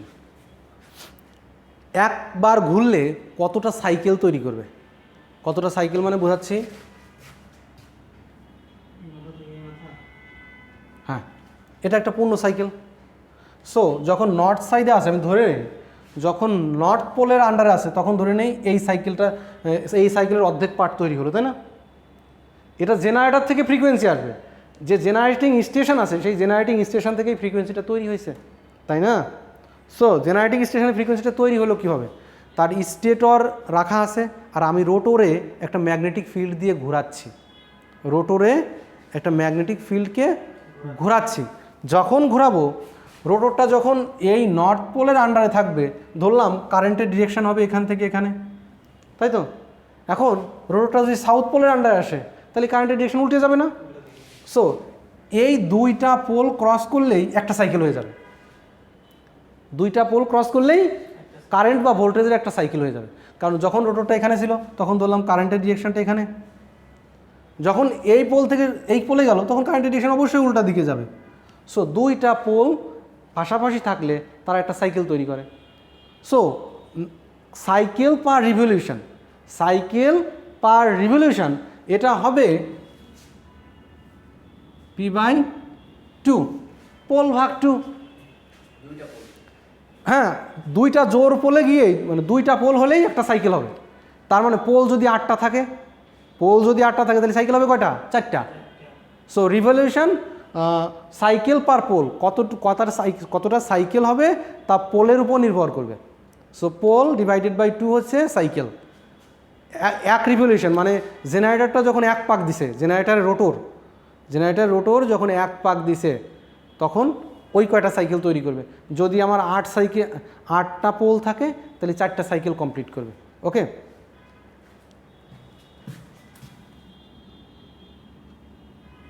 এরপরেরটা হচ্ছে সাইকেল পার রিভলিউশন, আর এরপর হচ্ছে স্পিড পার মিনিট, প্রতি মিনিটে কতবার ঘুরতেছে। স্পিড পার সেকেন্ড দাও, মিনিট না দাও, সেকেন্ড দাও। সো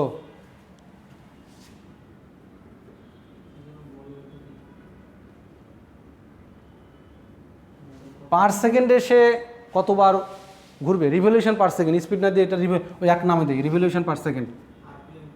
হ্যাঁ ওইটাই আরপিএম, রিভলিউশন পার সেকেন্ড। ওকে, রিভলিউশন পার সেকেন্ড হবে স্পিড ডিভাইডেড বাই 60, যেহেতু 1 মিনিটে 60 second, n/60 per second. Speed আমি বলছি স্পিড রিভলিউশন পার সেকেন্ড অথবা স্পিড পার সেকেন্ড। ওকে, এখন তুমি যদি ফ্রিকোয়েন্সির সূত্রটা দেখো, ফ্রিকোয়েন্সির সূত্র কি বলে?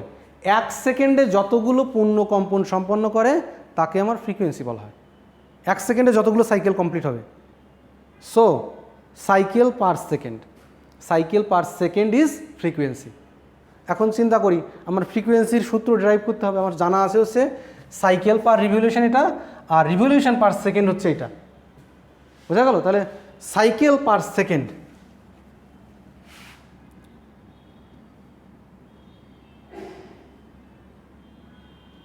সাইকেল পার সেকেন্ড, এটাকে বলা হয় ফ্রিকোয়েন্সি, এটাকে বলা হয় ফ্রিকোয়েন্সি।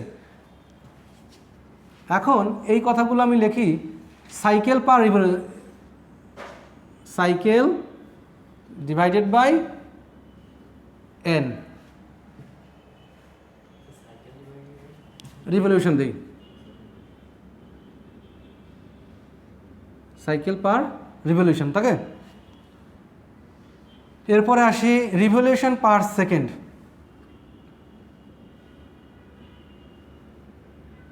রিভলিউশন পার সেকেন্ড, আমি কি করলাম সাইকেল পার সেকেন্ড এবং রিভলিউশন পার সেকেন্ড গুণ করলাম।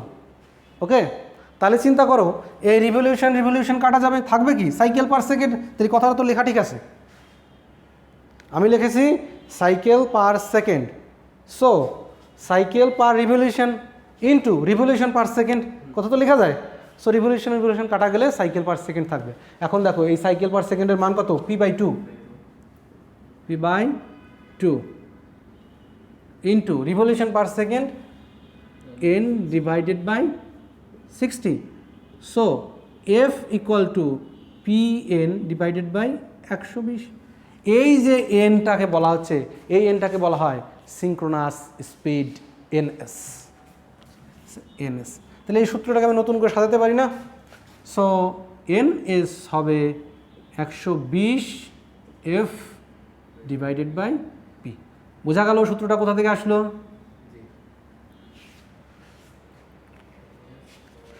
এটা শিটে দেয়া নাই, কিন্তু শিটে দেয়া নাই, একটু দেখে নিও আমার ইয়েটা। হ্যাঁ, সো ফ্রিকোয়েন্সিটা যেখানে জেনারেট হলো সে এই সূত্রের উপরে জেনারেট হলো, এবং সেটা আমার যখন রোটরে সাপ্লাই দিব তখন এক্স্যাক্টলি সিঙ্ক্রোনাস স্পিড হবে ওই স্পিডটা, ওই সেম সূত্র দিয়ে আমি ক্যালকুলেশনটা করব। সো সিঙ্ক্রোনাস স্পিড ক্যালকুলেশনের জন্য আমার জানতে হবে সাপ্লাইয়ের ফ্রিকোয়েন্সি কত, এবং যে মোটরটা আমি রান করাচ্ছি সেই মোটরের পোল কত। যে মোটর যদি 2 পোল হয়, তুমি চিন্তা করো যদি 2 পোলের একটা মেশিন হয় আর 50 হার্জের যদি একটা সাপ্লাই হয়, আমি একটা 2 পোল মেশিন নিয়েছি, 50 হার্জের সাপ্লাই নিয়েছি, তাহলে কীরকম হবে 120 ইন্টু 50 ডিভাইডেড বাই 2। তাহলে এখানে 25, 120কে 25 দিয়ে গুণ করো, কত হয় দেখো,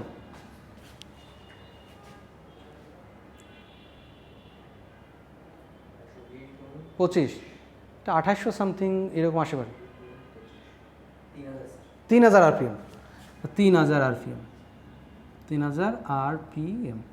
সো যদি একটা 2 পোল মেশিন নাও, তোমার যদি বলাও না থাকে যে এই মেশিনের পোল কয়টা, যদি সে কথা বলাও না থাকে, সেই মেশিনের স্পিড যদি বলা থাকে, তাহলে তুমি বুঝতে পারবা এই মেশিনটা হচ্ছে 2 পোল মেশিন বা 4 pole machine. Revolution per minute, so ওই মোটরটা যদি 3000 RPM ঘোরে, তাহলে বুঝতে হবে ওই মোটরটা হচ্ছে 2 পোল মোটর।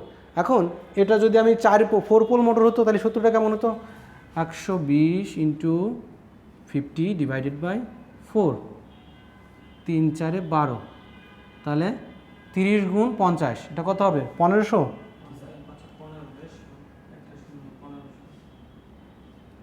সো সরি, যদি 4 পোলের মেশিন হয় তাহলে তার RPM হবে 1500, অর্ধেক করে কমতে থাকবে। আর যদি 4 পোল না হয় 8 পোল হয়, তাহলে আরও অর্ধেক হয়ে যাবে। বুঝতে পারলে জিনিসটা? আচ্ছা, এটুকু যদি বোঝা যায় তাহলে আমরা সামনে আগাই। বোঝা গেল এই সিঙ্ক্রোনাস স্পিড কোথা থেকে আসলো, সিঙ্ক্রোনাস স্পিড কীভাবে ক্যালকুলেশন করতে হবে। ওকে,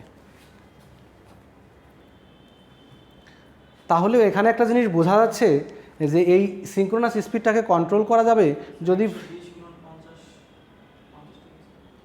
120 গুণ 50 ফ্রিকোয়েন্সি। আমাদের বাংলাদেশে কত হার্জের সাপ্লাই, 50 হার্জের সাপ্লাই। এটা তো আর নর্থ আমেরিকা বা আমেরিকা না যেখানে আমার 60 হার্জ ব্যবহার করে। আমাদের এফ মানে হচ্ছে ফ্রিকোয়েন্সি। ওকে, এখানে অপারেশন প্রিন্সিপালটা আমি যা বলেছি তা সুন্দর করে বর্ণনা করা আছে। ওকে, ওই কথাটাই সুন্দর করে লেখা আছে যে কখন কি প্রোডাকশানটা হবে। সো সাপ্লাই দিব, রোটেটিং ম্যাগনেটিক ফিল্ড তৈরি হবে, সেই রোটেটিং ম্যাগনেটিক ফিল্ড আমার রোটর বারকে কাট করবে, একটা ভোল্টেজ তৈরি হবে, যেহেতু রোটর বার শর্ট করে দেওয়া আছে একটা কারেন্ট তৈরি হবে, সেই কারেন্ট একটা ম্যাগনেটিক ফিল্ড তৈরি করবে। সো এটা কাউন্টার ম্যাগনেটিক ফিল্ড হবে যা রোটরটাকে মুভ করতে সাহায্য করবে। ওকে, কেউ যদি জিজ্ঞেস করে আচ্ছা ইন্ডাকশন মোটর কি কখনো সিঙ্ক্রোনাস স্পিডে পৌঁছাতে পারবে? না, এই জন্য ইন্ডাকশনকে মোটরকে বলা হয় অ্যাসিঙ্ক্রোনাস মোটর। ইন্ডাকশন মোটরকে বলা হয় অ্যাসিঙ্ক্রোনাস মোটর। কিছু কিছু মোটর আছে সিঙ্ক্রোনাস মোটর বা সিঙ্ক্রোনাস জেনারেটরও আছে। ওকে, সো এটা যেহেতু সিঙ্ক্রোনাস স্পিডে ঘুরতে পারে না, এর জন্য এর আর এক নাম হচ্ছে অ্যাসিঙ্ক্রোনাস মোটর। কাছাকাছি।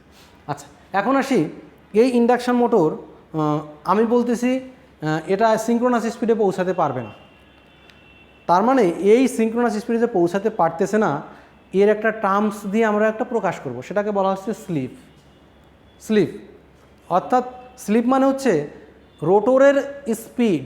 রোটরের স্পিড এবং ম্যাগনেটিক ফিল্ডের স্পিড, যেটা বলছে সিঙ্ক্রোনাস স্পিড। ম্যাগনেটিক ফিল্ডের স্পিডটাকে বলতেছি আমি সিঙ্ক্রোনাস স্পিড, আর রোটরের স্পিডটাকে বলতেছি রোটরের স্পিড। ওকে, এই দুইটার পার্থক্যকে বলা হয় স্লিপ স্পিড। এই দুইটার পার্থক্যকে বলা হচ্ছে স্লিপ স্পিড। এখন এই স্লিপ স্পিডটা সিঙ্ক্রোনাস স্পিডের থেকে তুলনায় কত পার্সেন্ট? এই মানে এই বেগের যে এই ঘোরার যে পার্থক্যটা, এটা সিঙ্ক্রোনাস স্পিডের তুলনায় কত শতাংশ কম? ওকে, সেটা দেওয়ার জন্য বলতেছে ns minus N divided by ns। ওই যে ভোল্টেজ রেগুলেশন দেখাইছিলাম না, অনেকটা সেই রকম। So ns minus N divided by ns into 100, এটাকে বলা হচ্ছে স্লিপ এস। এটাকে বলা হচ্ছে স্লিপ। তাহলে স্লিপ মানে কি?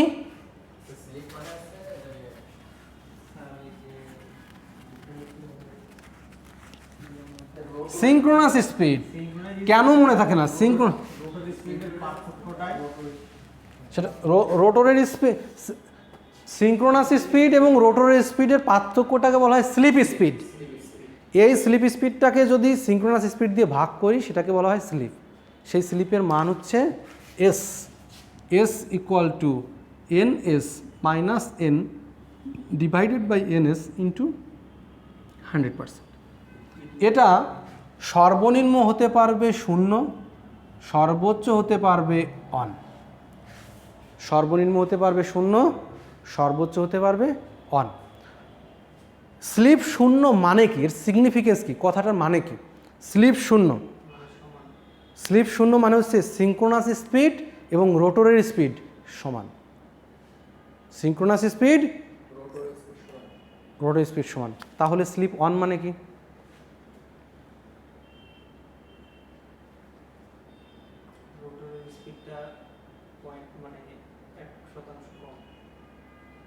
রোটর ঘুরতেছেই না।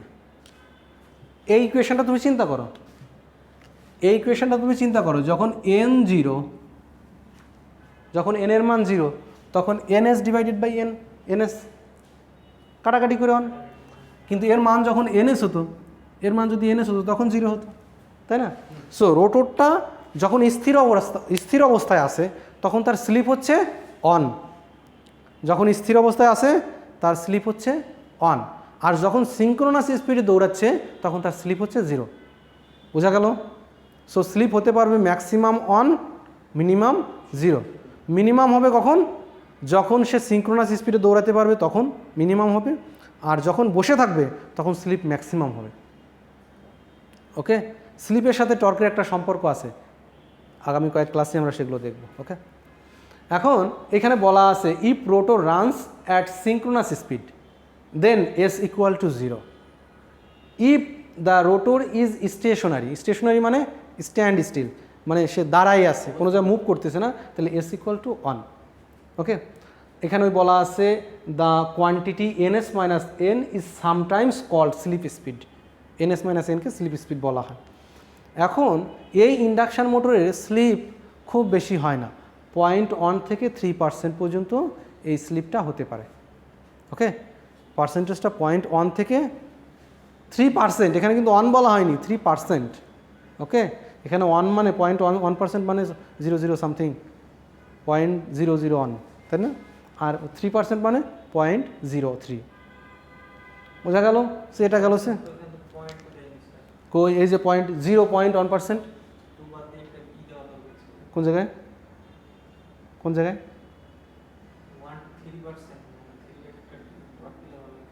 না 3% বলছে তো এটা, এটা নট, এটা পার্সেন্টেজ আকারে দেখানো, কিন্তু স্লিপের মান সর্বোচ্চ 1 এবং 0 হতে পারবে। এটা 1ও না, এটা 0 না, 0.1 to 0.3, ওটা 3 হলে তো স্লিপের মান কি 3 হতে পারবে? স্লিপের মান কি 3 হতে পারবে? পয়েন্ট, এই মানটা যদি ভাঙি তাহলে 0.01, 0.1% মানে কি? এটা হচ্ছে 0.1 ডিভাইডেড বাই 100, এটা হবে 0.001। আর 3% মানে কি? 3% মানে হচ্ছে 3/100, এটা হবে 0.03। ইজ ইট ওকে? ওকে, বোঝা গেল। এখন পরের টপিকে আসি। পরের টপিক আজকে নতুন কোনো টপিক না, পুরনো টপিকটাই। এখন পুরনো টপিকটা কি? এই যে আমি বলতেছি বারবার যে রোটেটিং ম্যাগনেটিক ফিল্ড তৈরি হচ্ছে, অ্যাকচুয়ালি হচ্ছেটা কীভাবে এটা একটু জানা দরকার আছে। আমি বারবার বলে যাচ্ছি যে একটা রোটেটিং ম্যাগনেটিক ফিল্ড তৈরি হচ্ছে, কিন্তু রোটেটিং ম্যাগনেটিক ফিল্ডটা হচ্ছে কিভাবে, তার মেকানিজমটা তো একটু আমাকে বুঝতে হবে যে আমার রোটেটিং ম্যাগনেটিক ফিল্ডটা এভাবে হচ্ছে। আমরা সেই রোটেটিং ম্যাগনেটিক ফিল্ড কীভাবে প্রোডাকশান হয় সেই প্রোডাকশানটা আমরা দেখব। Rotating magnetic field production.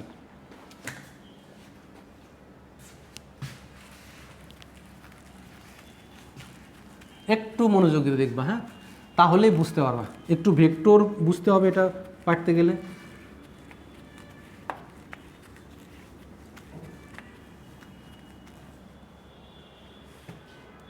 Rotating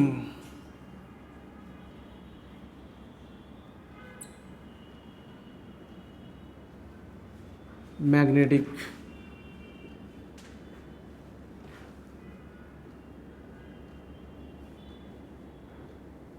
rotating magnetic field production. এই খাতায় আঁকো, দেখো কীভাবে রোটেটিং ম্যাগনেটিক ফিল্ড প্রোডাকশান হচ্ছে, আমরা সেইটা একটু দেখতে যাচ্ছি। ওকে, এখন তোমরা তো এটা জানো যে যখন 3 ফেজ সাপ্লাই আমি সোর্স থেকে নিচ্ছি, জানো এই 3 ফেজ সাপ্লাইয়ের ভিতরে অ্যাঙ্গেলের পার্থক্য কত? 3 ফেজ সাপ্লাই যে আমি নিচ্ছি, 3 ফেজ, এই 3টা ফেজের ভিতরে একটা অ্যাঙ্গেলের পার্থক্য আছে। কত? এক্স্যাক্টলি 3 ফেজ সাপ্লাইয়ের ভিতর পার্থক্য হচ্ছে 120 ডিগ্রি।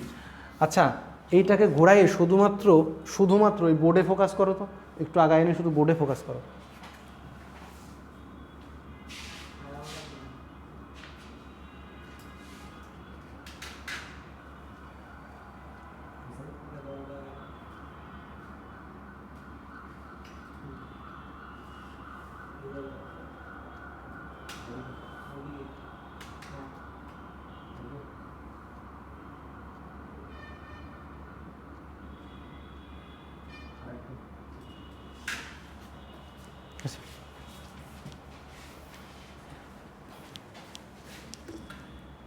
ওকে, সো আমার যে 3টা ফেজের সাপ্লাই আমি নিচ্ছি, এই 3টা ফেজের ভিতর পার্থক্য হচ্ছে একটা আর একটার থেকে 120 ডিগ্রি।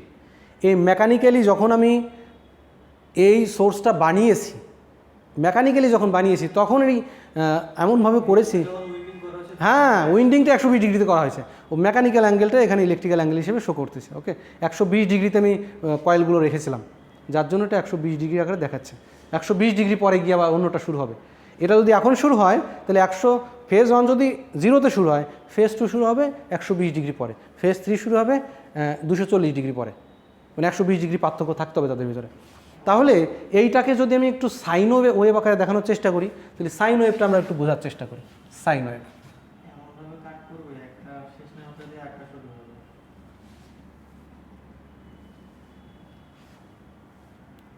আমি কি করেছি, আমি দিচ্ছি 3 ফেজ সাপ্লাই। 3 ফেজ সাপ্লাই দিলে 3 ফেজ কারেন্ট পাবো, সেই 3 ফেজ কারেন্ট হচ্ছে 3 ফেজ ফ্লাক্স তৈরি করবে, তাই তো? তাহলে আমি এই ওয়াই এক্সিসে রাখবো 3 ফেজ ফ্লাক্স φm, আর এক্স এক্সিসে রাখবো ওমেগা টি রোটেশন রাখবো। তাহলে প্রথমটা শুরু হবে 0 ডিগ্রি অ্যাঙ্গেলে মনে করো। ওকে, এটা আরেকটু শেপটা ভালো হলে ভালো হতো, যদিও হলো না, দিস কুড বি বেটার। হ্যাঁ ছোটো করে দেওয়া আছে, ওটা বুঝতে তোমাদের ঝামেলা হবে, তার জন্য আমি এখানে আসছি। ওকে, এখন এটা যদি হয় 1 2 4টে ভাগে ভাগ করে 1 2 3 3টা ভাগে ভাগ করলাম, এটা হবে 60 ডিগ্রি, এটা হবে 120, এটা হবে 180, এটা হবে 240, এটা হবে হ্যাঁ 300, এটা হবে 360। আমি ভাগ করলাম 60 ডিগ্রি দিয়ে, মানে 60 ডিগ্রি থেকে শুরু করলাম, যেটাকে 180কে 3 ভাগে ভাগ করছি, 60 60 60। ওকে, তাহলে এইটার নাম দেয় হচ্ছে ফেজ ফাই অন, মানে ফাই অন মানে ফেজ অন। এটার সর্বোচ্চ অ্যাম্পলিটিউড হচ্ছে এটা হচ্ছে সর্বোচ্চ অ্যাম্পলিটিউড এই পর্যন্ত। ওকে, এটা সর্বোচ্চ অ্যাম্পলিটিউড হচ্ছে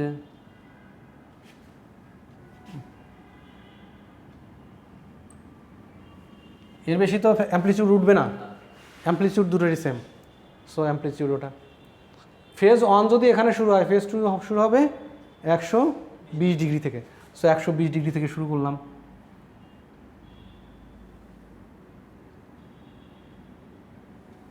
এরকম। তাহলে এর নেগেটিভ পার্টটা কোথায় আসবে? এখানে এসে এরকম। সো এটা হচ্ছে ফেজ টু, এটাকে বলতেছি আমি ফাই টু। 120 ডিগ্রিতে শুরু হয়েছে, তাই না? এখন আসি 120 ডিগ্রি পরে 240, ফেজ টু হচ্ছে 240-এ শুরু হবে, ফেজ থ্রি। তাহলে এর আরেকটা পার্ট থাকবে এদিকে, ঠিক আছে? খেয়াল রাখবা এই দুইটার ইন্টারসেকশন পয়েন্ট অথবই মানে এই দুইটার যে কোনো দুইটার ইন্টারসেকশন পয়েন্ট অন্যটার লোয়েস্ট ম্যাক্সিমাম পয়েন্ট। দেখো দুইটার intersection point lowest maximum point, intersection point lowest maximum point হতে গেলে এটাকে একটু সাজাইতে হতো, এটাকে আর একটু এরকম করে আঁকি দিই, এরকম। যদি তুমি একটা অসিলোস্কোপে দেখো তাহলে জিনিসটা এইরকম দেখা যাবে। সো এটা হবে আমার ফেজ থ্রি। এই তিনটা ফেজ থেকে এখন আমার ক্যালকুলেশন করে দেখাতে হবে, যদি এভাবে চলতেই থাকবে, ওয়েভটা এভাবে এই শেপেই প্রোপাগেট করতে থাকবে, যত সময় চলবে, 0 থেকে যখন শুরু হবে তখন 0, তারপরে যখন চলতে থাকবে 360 যাবে, 360 পরে আবার 0-তে আসবে, অথবা 360-এর পরে তুমি যদি ওর সাথে 60 যোগ করো বা 120 ঢাকবে, যেভাবে ধরো। ওকে, মানে সে সারা জীবন ধরে প্রোপাগেট করতেই থাকবে, মানে রোটর যতদিন ঘুরবে সে প্রোপাগেট করতে থাকবে। ওকে, এখন আসি, এই একটা পয়েন্ট নিলাম, এই পয়েন্টের নাম দেই 1, এই পয়েন্টের নাম দেই 2, এই পয়েন্টের নাম দেই 3, এই পয়েন্ট হচ্ছে 4। এই 4টা পয়েন্ট নিয়ে আমি কনসিডার করি। ওকে, সো এই যে প্রথম ফেজ অনের কথা চিন্তা করো, যদি ফেজ অনের জন্য আমি একটু আলাদা করে আঁকি এটাকে লেখার জন্য, যদি সিগন্যালটা এমন হয় 0 ডিগ্রি থেকে শুরু হয়, তার একটা ম্যাথমেটিক্যাল একটা ইকুয়েশন আছে, ইকুয়েশন আকার দেখা যায় না, সাইন ওয়েভকে ইকুয়েশন আকার দেখা যায়। সাইন হবে এই ম্যাক্সিমাম অ্যাম্পলিটিউড হয় যদি ফাই এম, তাহলে ফাই এম সাইন ওমেগা টি, অ্যাঙ্গেল কত? 0 ডিগ্রি, এই জন্য লিখি নাই 0 ডিগ্রি, লেখা যায় না? ওটা লেখা যায়। এখন তাহলে এটা যদি ফাই অনের জন্য হয়, তো ফেজ অনের জন্য হয়, তাহলে ফেজ টু এর জন্য কী হবে? এই ইকুয়েশনটা কেমন হবে?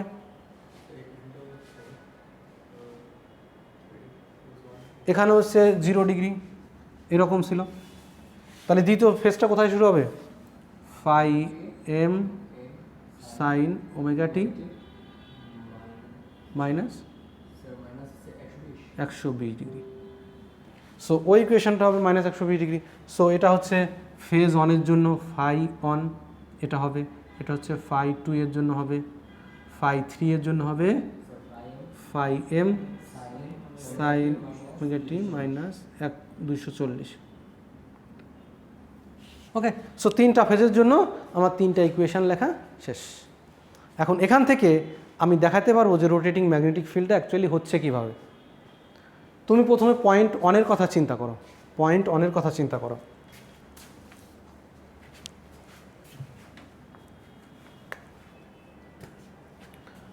সো পয়েন্ট অনের জন্য পয়েন্ট অনে ফাই ওয়ানটা কত, এইখানে ফাই ওয়ানটা কত, পয়েন্ট ওয়ানে অ্যাঙ্গেল হচ্ছে 0 ডিগ্রি। সো ফাই ওয়ানটা হবে 0, ওই সাইনের ওইখানে সাইন 0 ডিগ্রির মান কত, সাইন 0 ডিগ্রির মান 1, কে বলছে, সাইন 0 ডিগ্রির মান 0। সো ফাই ওয়ান হবে 0, দেখো এই ফাই ওয়ান 0 এখানে লেখাই তো আছে, এটা দিয়ে এই কার্ভ দেখলেই তো বোঝা যাচ্ছে এটা হচ্ছে 0। So phi one is equal to 0। তাহলে এই অ্যাঙ্গেলে ফাই টু কত, ফাই টু এখানে, সো ফাই টু ওই সাইন ওমেগা টি এইখানটায় যদি প্রথমে 0 বসাইছি, এই ইকুয়েশনে একবার 0 বসালাম, এই ইকুয়েশনে 0 বসাবো এবং এই ইকুয়েশনে 0 বসাবো, এখানে 0 বসালে কত হবে, ফাই এম সাইন 0 মাইনাস 120, তাই না, এটা ওমেগাটির তো ওমেগাটি যেখানে আছে সেখানে 0 বসাই দেবো। সো এটা মাইনাস 120 হলে কত হয়, দেখো তো, -0.866 এরকম আসার কথা, কত আসে, সাইন -120,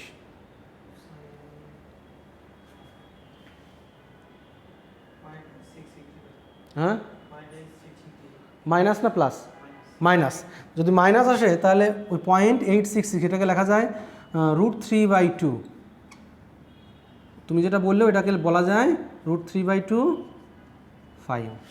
সো এটা 120 ডিগ্রি হলে পারেই √3/2 হবে মান, সেটা নেগেটিভ হবে। ওকে, সো এই ফাইমের মানটা আমি আবার লিখে দিই একটু মুছে। সো প্রতিটার জন্যই যে সব জায়গায় 0 বসাইতে হবে, যেহেতু 0 ডিগ্রিতে আছি আমি, সো ওই তিনটে ইকুয়েশনে 0 বসাও। ওকে, সো এটাকে আমি উপরে লিখে দিই এখানে √3/2 ফাই। তাহলে ফাই 3 এর জন্য, ফেজ 3 এর জন্য ওমেগাটির মান কত, 240।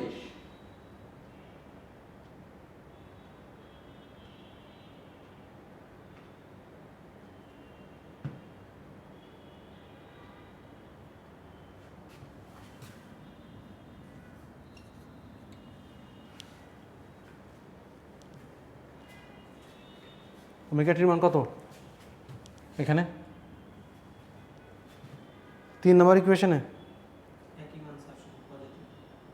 0, তাহলে -240 ডিগ্রি, ওমেগাটির মান 0।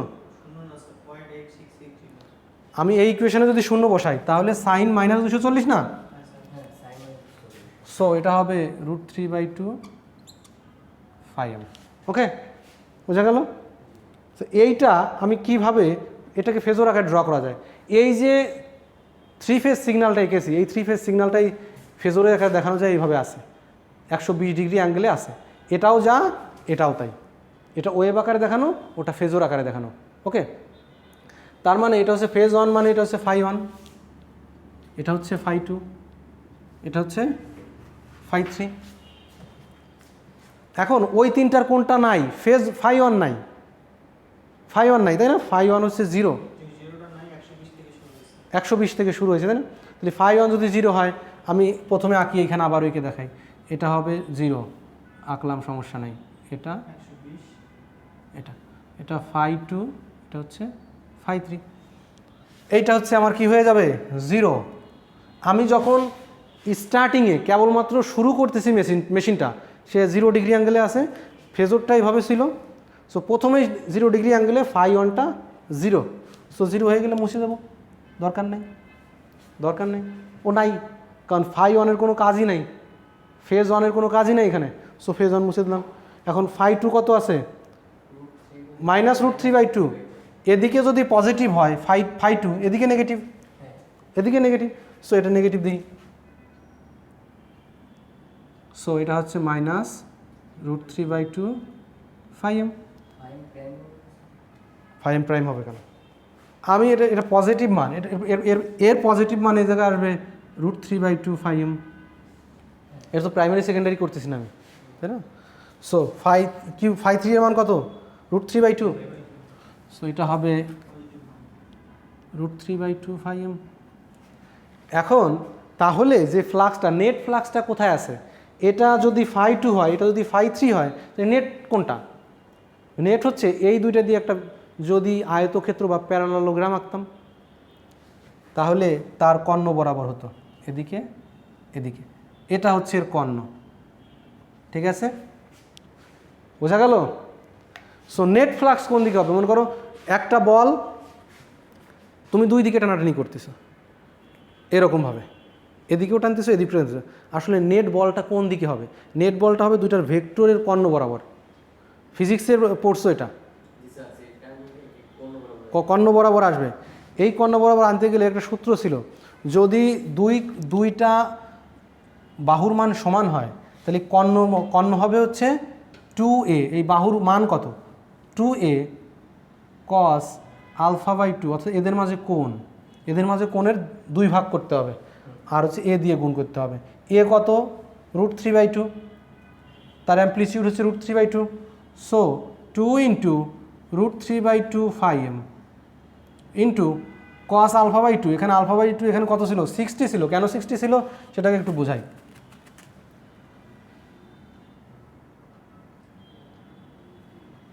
এখানে ছিল 120, তাই না?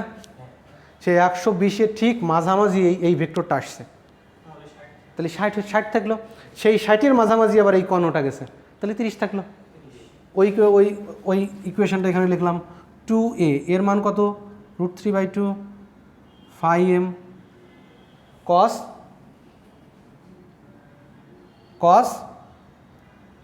60/2 কত হয়? cos 60/2 মান কত? এই যে আয়তক্ষেত্রের কর্ণ বলতেছি x, এই x এর মানটা হচ্ছে এটা, যেটা নেট ফ্লাক্স বলতেছি আমি, নেট ফ্লাক্স, এটাকে ফাই আর দিয়ে, x না বলে ফাই আর বলি, ফাই আর কত? 0.866, তাহলে √3/2, এটার মান হচ্ছে √3/2, সো √3/2, √3/2 হলে এই টু কাটা যাবে, এই টু কাটা, সো √3 × √3, তাহলে 3/2 φm। তাহলে এই দুইটা নেট ফ্লাক্স যে এখানে থাকবে, নেট ফ্লাক্সের মান হবে 3/2 φm, 3/2 φm, ওকে। তাহলে প্রথম যে ফ্লাক্সের মানটা পেলাম যখন মোটরটা স্টার্ট করতেছে, সে এখানে ছিল। এখন এই ফ্লাক্সটা ঘুরছে কি না সেইটা আমার এখন খুঁজে বের করতে হবে, ওকে। যদি ঘোরে তাহলে এটা সরিয়ে এদিকে যাবে অথবা এদিকে যাবে, যে কোনো একদিকে যাবে, সেইটা আমি একটু আইডেন্টিফাই করবো এখন, ওকে।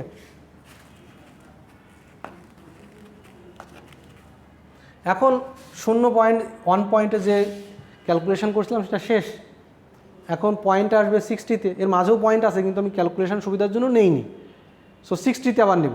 এখন ওমেগাটির মান 60, সো যত জায়গায় ওমেগাটি আছে এখন 60 বসাইতে হবে, যত জায়গাতে ওমেগাটি আছে সেখানে 60 বসাইতে হবে। এই 60-তে খেয়াল করো, এইখানে খেয়াল করো, এইটা কি? এইটা হচ্ছে φ3, 60-তে φ3-র মান 0, এই যে এটা তো ফ্লাক্স, φ3 60-তে 0।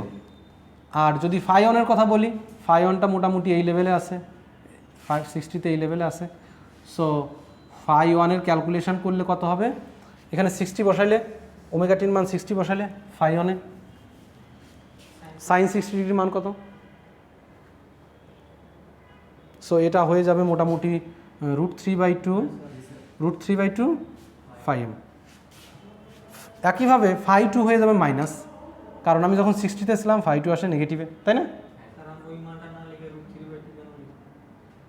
কারণ √3/2 বুঝতে সুবিধা হয়, সমস্যা নেই, ওই মান লিখতে পারো। তাহলে এই বড় মানটা এখানে লিখতে হবে।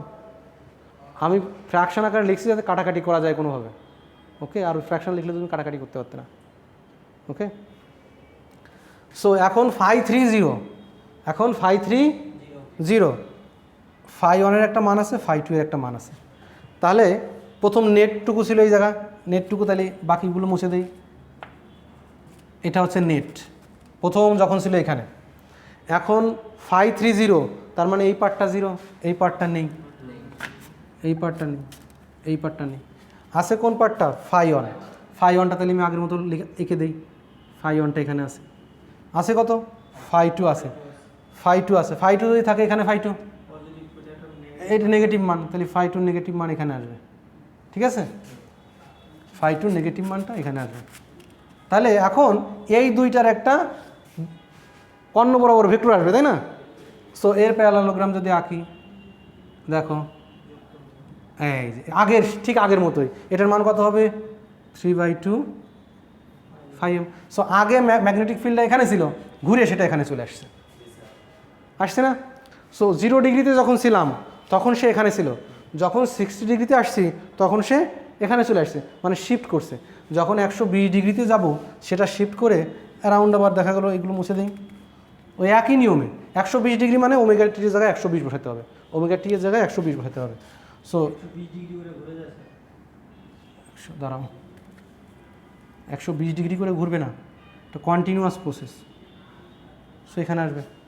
সো এটা এখান থেকে এখানে আসলো, এখান থেকে প্রতিটার মানই হচ্ছে 3/2 5m।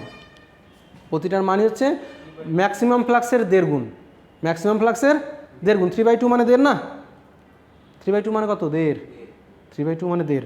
সো ম্যাক্সিমাম ফ্লাক্সের 2 গুণ। সো প্রথমে 0 ডিগ্রিতে সে এখানে ছিল, 60 ডিগ্রিতে সে এখানে আছে। কিন্তু তুমি বলতে পারো যে 60-র আগে 30ও আছে, 30তে হয়তো সে এখানে ছিল, তাই না? 120-এর আগে মনে করো যে 80 ছিল, 83-তে মনে করো এখানে ছিল। সে কি করছে? এখান থেকে এই দিকে ঘোরা শুরু করছে, তাই না? এটা হচ্ছে 0 ডিগ্রি কন্ডিশান। এটা মনে করো 30, এটা মনে করো 60, এটা মনে করো 90, এটা মনে করো 120। তার মানে এই ফ্লাক্সটা কিন্তু রোটেট করতেছে, তুমি ম্যাথমেটিক্যালি প্রমাণ করে দিলে। সো ফ্লাক্সটা রোটেট করছে, এটা তুমি ম্যাথমেটিক্যালি প্রমাণ করলে। বোঝা গেল যে এটা কিভাবে রোটেটিং ম্যাগনেটিক ফিল্ড তৈরি হচ্ছে? বুঝতে একটু অসুবিধা হতে পারে, কোনো সমস্যা নেই, একটু নিজেরা পড়ো। যদি কোথাও বুঝতে অসুবিধা হয় যে স্যার রোটেটিং ম্যাগনেটিক ফিল্ডটা কীভাবে আসছে, 3 ফেজ সাপ্লাই যখন দিব, এই 3 ফেজ সাপ্লাইয়ের দরুন আমার রোটেটিং ম্যাগনেটিক ফিল্ডটা আলটিমেটলি তৈরি হয়ে যাবে। সেটা তৈরি হবে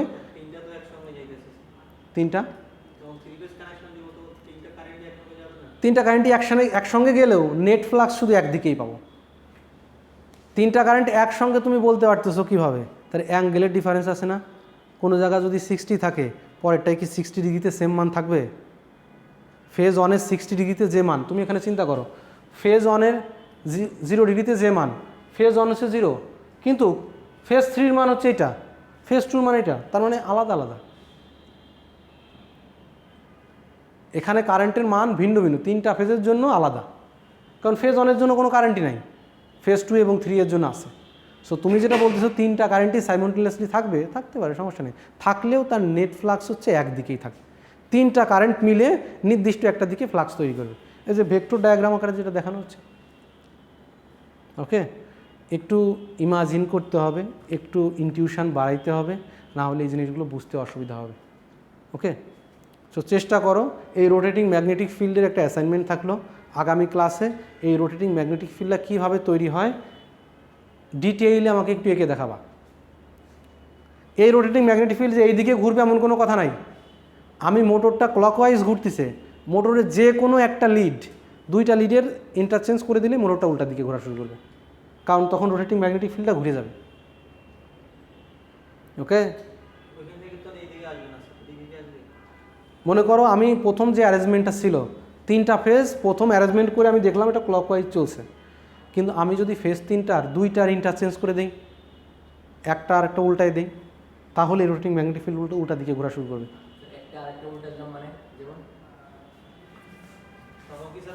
ওয়েট,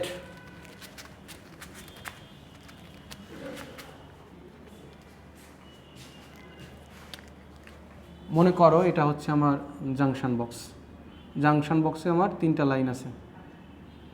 এটা হচ্ছে প্রথমে এ, এটা হচ্ছে বি, এটা মনে করো ওয়াই। আমি কানেকশানটা যখন দিয়েছি তখন এইভাবে দিয়েছি। So A B Y. এখন আমি বলছি যখন এ বি ওয়াই সিকুয়েন্সে আমি সাজিয়েছিলাম তখন এটা ক্লকওয়াইজ ম্যাগনেটিক ফিল্ড তৈরি করতেছিল, কিন্তু আমি যদি এই ওয়াইটাকে উপরে দিয়ে দিই, চেঞ্জ করে দিই, এটা ওয়াই এইটা বি হয়, ইন্টারচেঞ্জ করে দিলাম না, তারটাকে ঘুরাই লাগালাম। আগে যখন এটা আগে ওয়াইটা এখানে লাগানো ছিল, এখন ওয়াইটা উপরে লাগিয়ে দিয়েছি, বিটাকে নিচে লাগিয়ে দিয়েছি, তাহলে ইন্টারচেঞ্জ করে দিলাম না। সেক্ষেত্রে এই ফিল্ডটা আর এদিকে ঘুরবে না, উল্টা দিকে ঘুরবে, এন্টি ক্লকওয়াইজ ঘুরবে। ওই যে 120 ডিগ্রি থাকলো, কিন্তু নেট ফ্লাক্সের কথা তো এখানে আছে বাবা। নেট ফ্লাক্স যে এখানে, নেট ফ্লাক্স এখানে ছিল, তারপরে গিয়ে নেট ফ্লাক্স এই দিকে আসবে, নেট ফ্লাক্স এদিকে আর যাবে না। তোমাকে প্রমাণ করে এটা দেখাতে পারি আমি। মানের কম বেশি হবে না, 3/2 হবে, 1.5 গুণই হবে, 1.5 গুণই হবে, কিন্তু ডিরেকশান চেঞ্জ হয়ে যাবে। তখন এই যে সিগন্যালটা আমি দিয়েছিলাম এ বি সি, এটা ফেজ 1, এটা ফেজ 2, এটা ফেজ 3, তখন এইটা হতো ফেজ 3, এটা হতো ফেজ 3, এটা হচ্ছে ফেজ 2। তখন ক্যালকুলেশনই তো উল্টে যেত, তখন ক্যালকুলেশনই উল্টে যেত। যেহেতু ক্যালকুলেশন উল্টে গেছে, তখন এই ডিরেকশানও উল্টে যাবে। সো নর্মালি যদি একটা মোটর খুব স্পিডে রান করতেছে, খুব দ্রুত তাকে বন্ধ করতে হয়, তো 3 ফেজ মোটর, এইখান থেকে কথাটা আসছে যে তুমি যদি একটা 3 ফেজ মোটর রান করতেছে, ইমার্জেন্সি ব্রেকিংয়ের দরকার, তুমি কি করবা? তুমি যে কোনো 2টা লিডকে ঘোরায় লাগাই দেবা, মোটর সাথে সাথে বন্ধ হয়ে যাবে। কারণ সেম দিকে তো ইলেকট্রিক ফিল্ড নাই, ম্যাগনেটিক ফিল্ড নাই। আগে ম্যাগনেটিক ফিল্ড এই দিকে ঘুরতেছিল, এখন যখনই ম্যাগনেটিক ফিল্ড উল্টা দিকে ঘোরা শুরু করবে, রোটরটাও তো উল্টা দিকে ঘোরা শুরু করার চেষ্টা করবে, তখনই স্পিডটা কমে যাবে। বুঝতে পারলে? মনে করো আমি যখন এই চারপাশে ঘুরছিলাম, তখন তুমিও আমার চারপাশে ঘুরতেছিলে, কারণ আমার একটা অ্যাকশান তোমার ভিতরে ছিল। এখন আমি যখন উল্টা দিকে ঘোরা শুরু করবো, আমার অ্যাকশান তোমার উপর পড়বে না, তখন তুমি স্থির হওয়ার চেষ্টা করবা, স্থির হয়ে আমি যে দিকে ঘুরতেছি সেই দিকে ঘোরার চেষ্টা করবা। প্রিন্সিপালটা হচ্ছে এইরকম মূলত, বোঝা গেল? সো এটাকে বলে ইমার্জেন্সি ব্রেকিং। কিন্তু এই ইমার্জেন্সি ব্রেকিং করলে তারের ভিতরে অনেক হিট লস হয়, তারের ভিতরে অনেক হিট লস হয়, কারণ ওই ব্রেকিংয়ের সময় যে পাওয়ারটা রোটরে যাবে, টোটালটাই হিট আকারে ডিসিপেট হয়ে যাবে, কারণ রোটর তো ঘুরবে না, তখন তো রোটর ঘুরবে না, তাহলে পাওয়ারটা কী হবে? পাওয়ারটা হিট আকারে নষ্ট হবে। ওকে, তাহলে 3 ফেজ ইন্ডাকশন মোটরকে ইমার্জেন্সি ব্রেকিং করা যায় কীভাবে?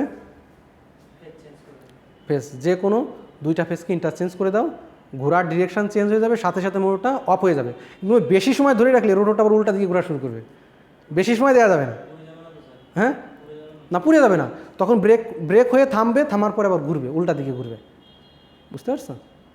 থামলো, থামার আগেই যদি তুমি ফেজটাকে আবার উঠাই ফেলো, তাহলে থেমে যাবে। কিন্তু যদি তুমি ফেজটাকে না উঠাই ওইভাবেই রাখো, তাহলে সে উল্টা দিকে আবার ঘোরা শুরু করবে।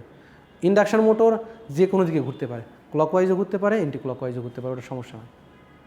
ক্লকওয়াইজ ঘুরলেও সে যে ধরনের কাজ করবে, এন্টি ক্লকওয়াইজ ঘুরলেও সে একই ধরনের কাজ করবে। ওকে, সো ইন্ডাকশন মোটরের ওয়ার্কিং প্রিন্সিপাল কী কী দেখলাম? Working principle of induction motor আর কি দেখলাম? স্লিপ, তারপরে দেখলাম তারপরে দেখলাম অল্টারনেটিং ম্যাগনেটিক ফিল্ডটা কীভাবে তৈরি হয়, 3 ফেজ রোটেটিং ম্যাগনেটিক ফিল্ডটা কীভাবে তৈরি হচ্ছে।